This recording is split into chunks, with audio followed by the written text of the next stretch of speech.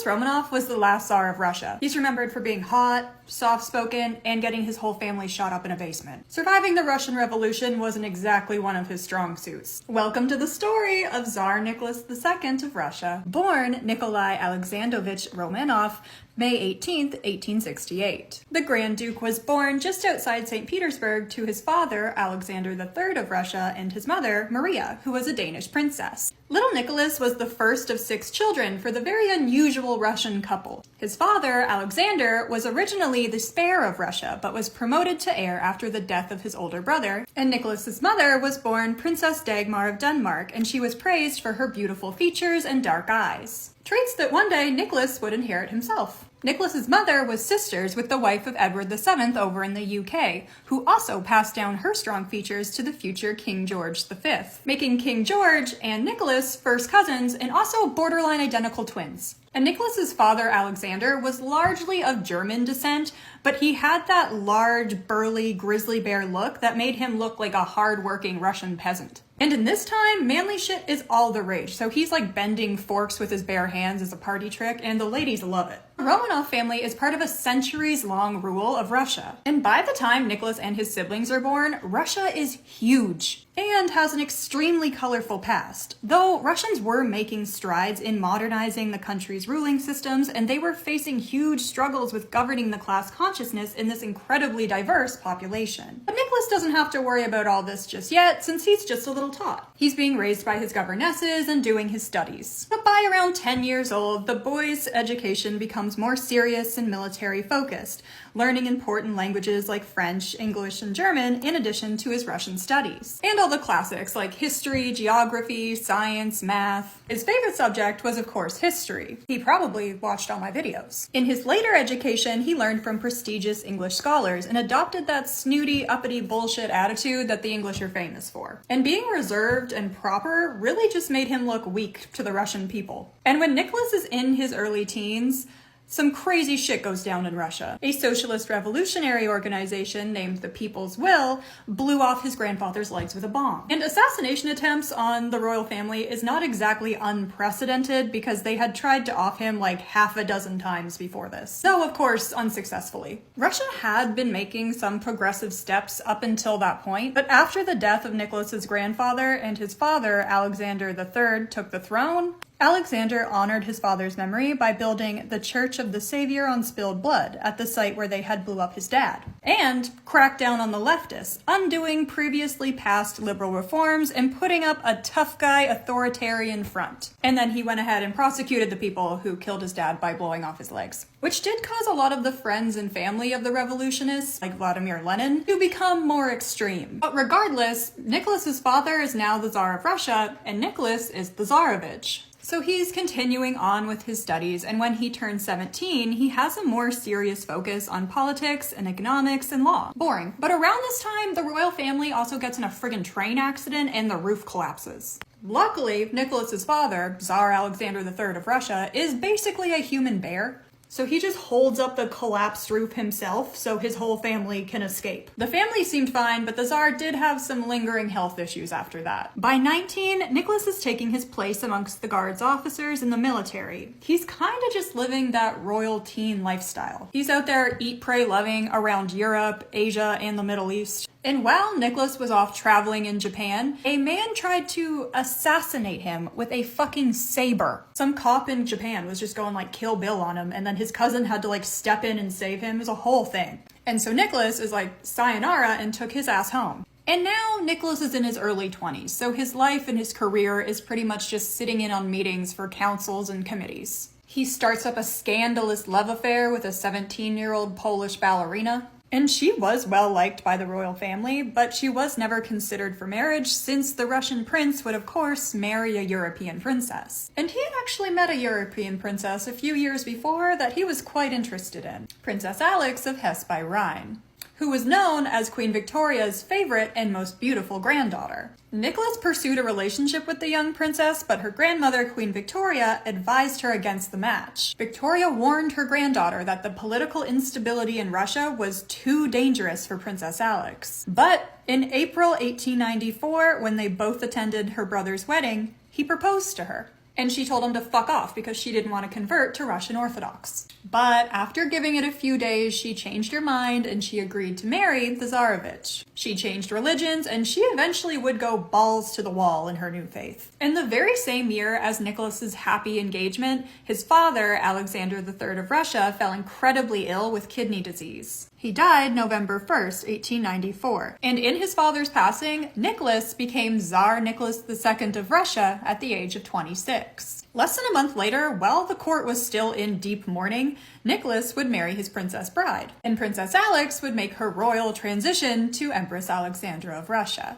Alexandra was down to clown with the Russian culture and religion. However, she was no fool, and she was wary of the Russian court and its politics. But she's in her lover girl era, and so they're decorating the palace in this very Victorian Gothic style that Alexandra loved. The couple started having children together. They would go vacationing in the countryside, they'd go hunting in Poland, they would travel to various European destinations together for both work and play. And the imperial family also loved to host grand balls and gatherings. So from the outside looking in, the first years of Nicholas's reign looked great. But that didn't mean everything was going great, because the Russian royals were keeping their cards pretty close to the chest. So Nicholas heavily relied on his ministers and kept a strict schedule while in office. 8 a.m. he would start the day with a swim and a walk through the park, then he would go to work, he would have meetings with his ministers, he'd go for lunch, he'd go for tea time, and then at night he'd go to his study and he would work all night until he was too tired, get up, and do it all again the next day. You could pretty much clock him, like, oh, it's 10:30, he's in his meeting with ministers. And he met with a shitload of ministers because he heavily relied on them for their political and economic advice. Because I don't know if Nicholas ever figured out how the friggin' economy worked. He was indecisive and didn't have the confidence of his father. So we remember him as kind of a pushover, with the running joke being whoever was the last person to talk to Nicholas was the most powerful man in Russia. A dig at how easily Nicholas was influenced as the Tsar. And his wife Alexandra was like, you need to cut the soft boy shit, and would remind him frequently that his position of Tsar was awarded to him by God, and he needs to act confidently in it. It's actually kind of comical in a really twisted way just how unsuited for leadership in Russia this couple is.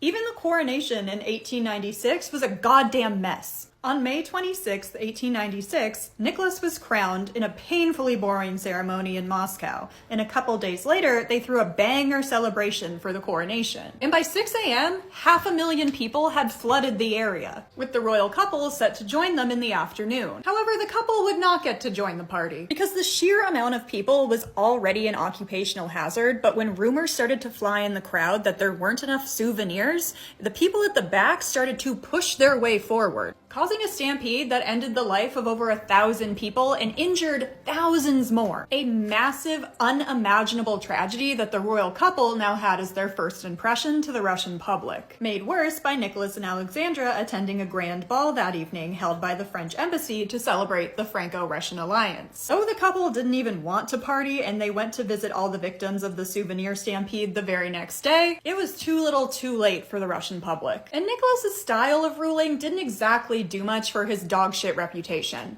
He used most of his father's wackadoodle advisors, and he was a people pleaser in nature, so he rarely stood up for himself or his ideas. Even the way he met the advisors and the ministers was weird. Instead of a collective meeting of the minds, it was often individual meetings where the men would plead their case to him, meaning the ministers held incredible power within the departments they governed, which of course would result in pissing contests and undermining each other and their government efficiency for influence. And what is an imperial court without suspicion? So everyone kind of distrusts each other as well. There's also a lot of global economic change at this time, so there's some heavy topics on the table, especially involving the economy, with some of the top finance bros of the time preaching capitalism to avoid the Industrial Revolution in the West, stomping them for their resources, which is what we're seeing the West do in the Middle East and Asia. And so an economic policy was put in place, dubbed the Vita system. And they need money to make this work, so they are implementing higher taxes on the workers, and they are also including tariffs on all imported goods,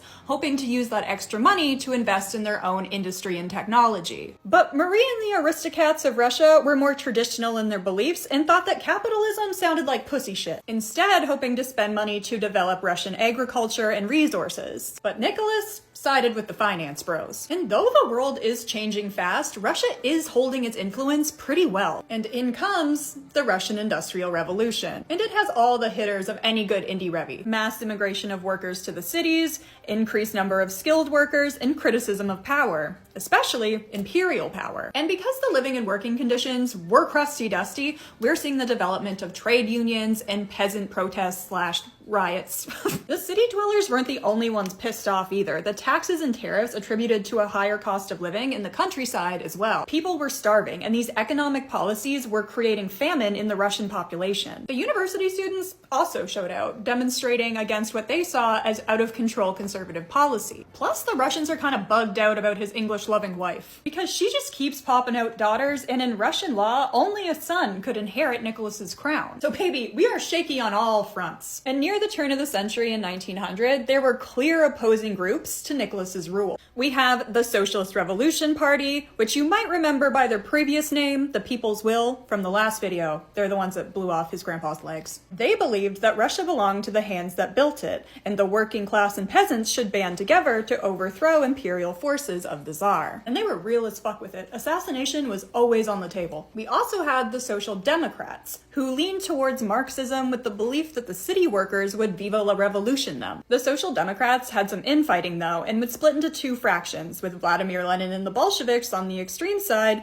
and the Mensheviks on the chiller side. And somewhere amongst them, we also have the upper class liberals who were advocating for constitutional monarchy and civil rights and shit. So clearly, there are a lot of voices screaming about which direction Russia should be moving in the 20th century. We have these big three opposition groups against the industrial and capitalist conservative policies of the Tsar and his ministers. So you'd think, surely a good ruler in this position would try to find common ground amongst these groups and help raise prosperity for the Russian people, right? Wrong. Nicholas said, fuck the big three, it's just big me. I'm the Tsar, I was appointed by God to serve Russia, so I need to make the decision. So politically shaky on this front as well. And military-wise, you guessed it, shaky. There are a few conflicts, some are going good, some are going bad. There's also growing religious intolerance, and hate crimes are through the roof, so shit kind of feels like it's gonna go down. Nicholas's government is a mess, and no one seems to be handling shit correctly, like when soldiers opened fire into hundreds of protesters on Bloody Sunday. But Nicky isn't out just yet, and his pregnant wife was about to deliver him a slam dunk. A son and heir to his throne, Alexei. Bad news, gang.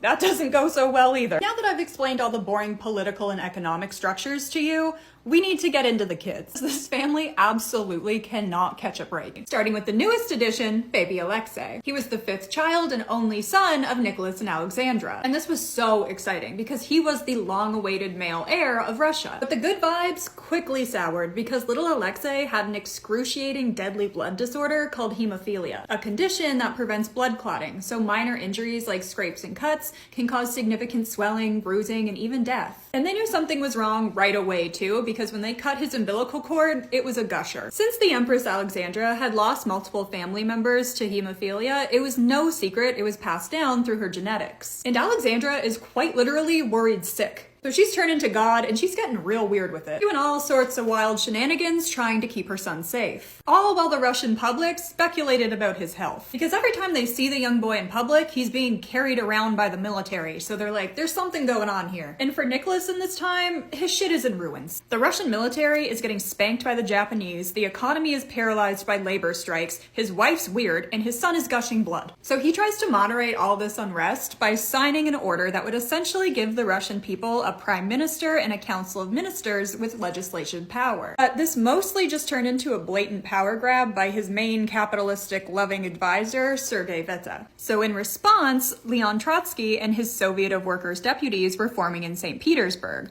while Lenin and his Bolsheviks were burning stuff in Moscow. So clearly choosing this prime minister was not a good way in settling the unrest. But whatever, we will let the government deal with that. While Nicholas adjusts to his new role as a constitutional monarch and his family desperately looks to heal the little Tsarevich's ailments. And in their quest to heal little Alexei, they are introduced to one of the ugliest people I've literally ever seen, Grigory Rasputin, a Siberian peasant and religious mystic who would convince Alexandra and Nicholas of his magical healing powers, and weaseled himself into a prominent, influential position within the lives of the royal family, frequently tending to Alexei and sometimes aiding in miraculous recoveries for the boy, often advising to keep the boy away from the treatments of his doctors. Though most of all, Greg's influence was over Nicholas's wife, Alexandra, with her genuinely believing it was Greg's mystic healing powers that were keeping her son alive. And when we look back at it with a 2025 lens and an understanding of hemophilia and modern medicine, it stops looking so miraculous and starts looking like meditation, hypnosis, and not allowing doctors to administer painkillers, which were often blood thinners,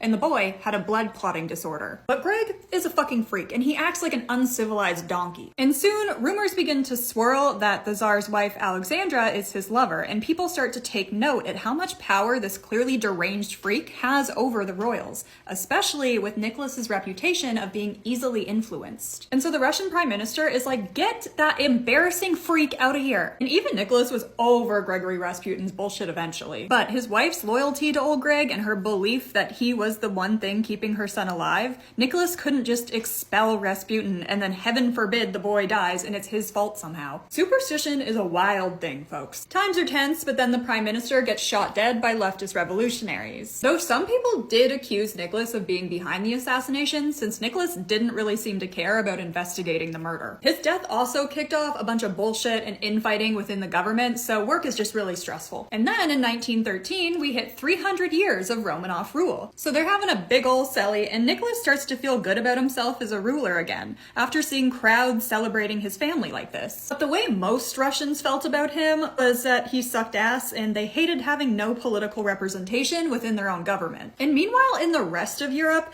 Britain and Germany are in a goddamn arms race, and everyone and their mother is making alliances or enemies. Which of course all comes to a head June 28th, 1914 with the assassination of Archduke Ferdinand, who was the heir of the Austrian throne. A Bosnian Serbian student capped him, so Austria thought Serbia was their main op and sent them hate mail to try to provoke them into a war. And Nicholas is like, well shit. Because if Serbia goes to war, Russia is going to jump in to protect them. And if Russia jumps in against Austria, then Germany and their stacked-ass army of killers is going to jump in against Russia. So anyone with any sense is holding their breath, hoping we can put a lid on this conflict before it breaks out. Especially because Russia's been getting their shit rocked military-wise lately. And after all these dumb motherfucking kings are related. Nicholas was cousins with Wilhelm II of Germany, and so was his wife. So Nicholas thought they could work through it, everyone would be chill, and then they could all just go have a reunion with cousin George in England. But unfortunately for Nicholas and the millions of lives lost to trench warfare in World War I,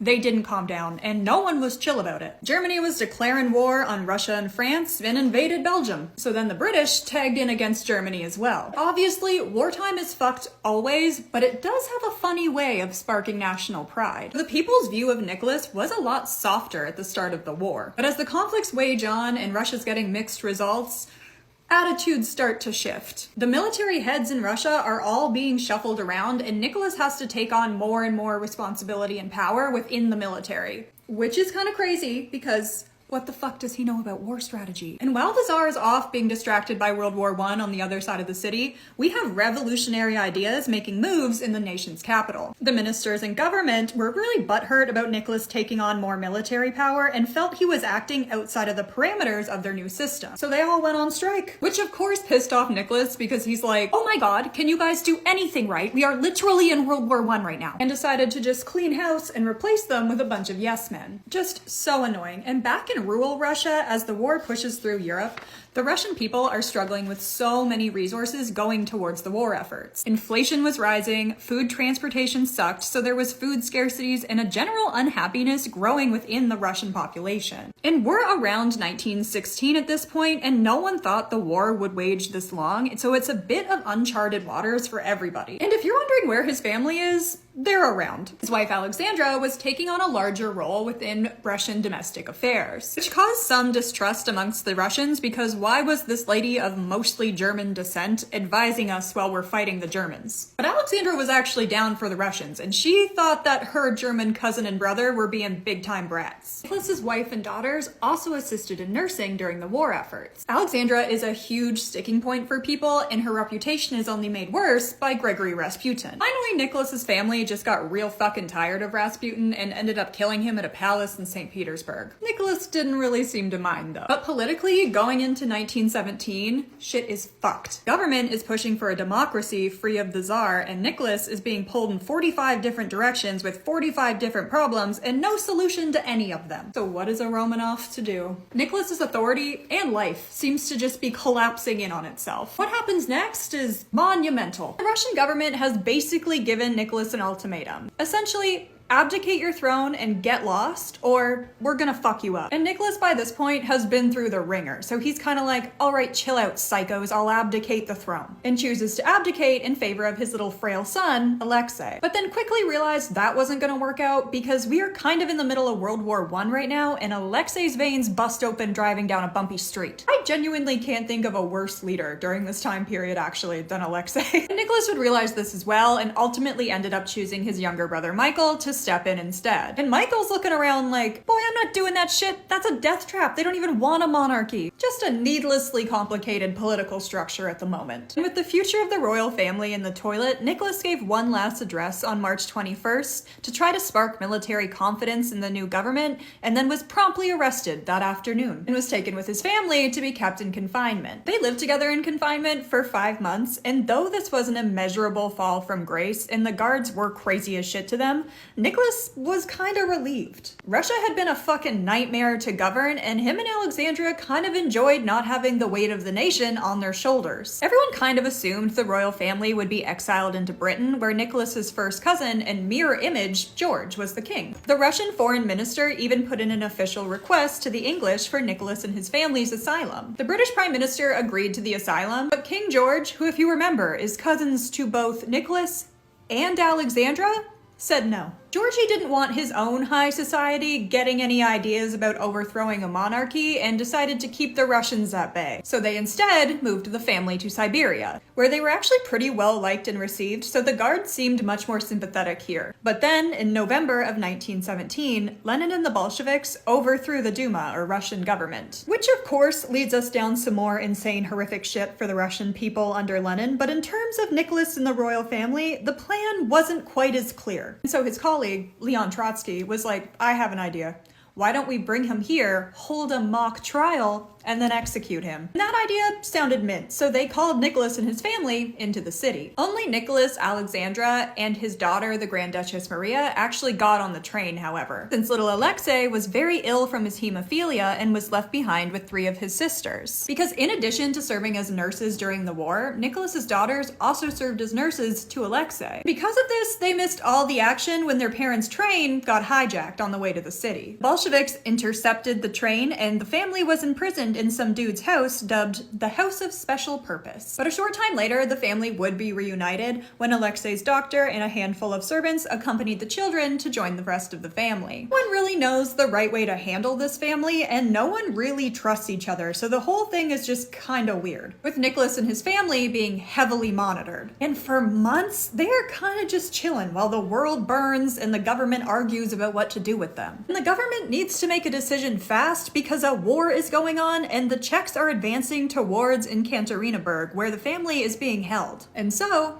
a decision was made. Just before the ass crack of dawn, the family was woken up on July 17th, 1918. Nicholas, his family, and the accompanying help were all led down to the basement. The family was really unsure what was going on, and there was a lot of confusion until the firing squad entered the room, and they were informed they were to execute the entire family. And these are absolutely brutal executions. Afterwards, with 3 of the gunmen claiming they had fired the fatal bullet into Tzar Nicholas II. Not that it really mattered who killed him, the fact of the matter is that he died. along with his beloved Alexandra, his 5 children, and his loyal servants. And this is obviously a fucking crazy thing to do, so they ordered for the bodies to be hidden and lied to the Russian public that just the Tsar had been executed. But eventually, people figured out that the entire family had been murked, which then led to a whole new mess of stories that one of the children had possibly escaped. But they didn't escape, and we know that because we have since found all of the remains and DNA tested them. The bodies have gone through numerous testing on and off through the years and are meant to spend the rest of eternity in a special chapel in St. Petersburg. So in the decades after their passing, their bodies were officially laid to rest and their souls were elevated to sainthood status by the Russian Orthodox Church, which is a wild story in itself and could truly be a whole different video. Tell them we'll see you in the next one.